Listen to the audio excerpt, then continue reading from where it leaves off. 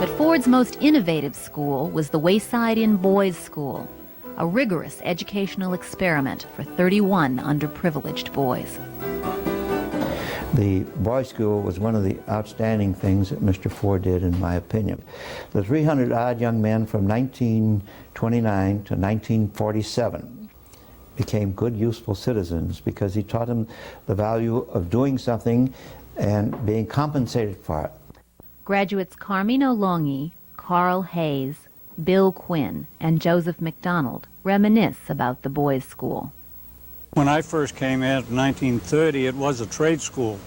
We worked a half a day at a trade, and then the other half day had the classroom work, and then we would swap mid-year and go to the classroom in the afternoon and work in the morning. As boys, we would be assigned a 2-week program. Say for 2 weeks I'd go to school in the morning, 8 to 12, back to lunch, and then from say 1 to 5, my tour of duty would be, say, over here at the grist mill, helping the miller clean it, and fill in the bags with the meat. Now, 2 weeks later, we'd have another change, and I might be assigned to the poultry plant, where the chickens work, taking care of that. 2 weeks later, I might get kitchen work for 2 weeks. That's how it went. We were very fortunate to come here, very, because who knows what our life would have been. You know, we're more or less foster children, state children.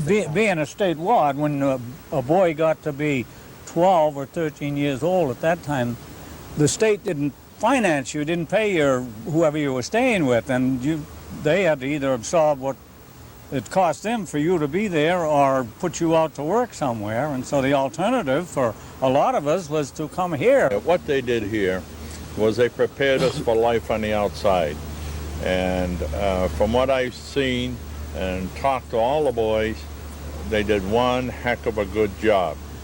When Mr. Ford, or as they used to familiarly call him, the old man came east, he would always stay at the inn.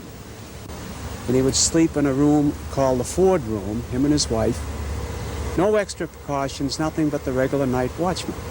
Very easy to work with. He'd come out, he'd walk around the properties and stay 3 or 4 days and enjoy himself there. He came to the dance one night where we did the old-fashioned dancing, and he walked right in and said, "Stop." And Pop Paines had to stop the dance. He says, "I'll show you how I want it done." And he took one of the young ladies and he did the dance. And he said, "That's how I want it done."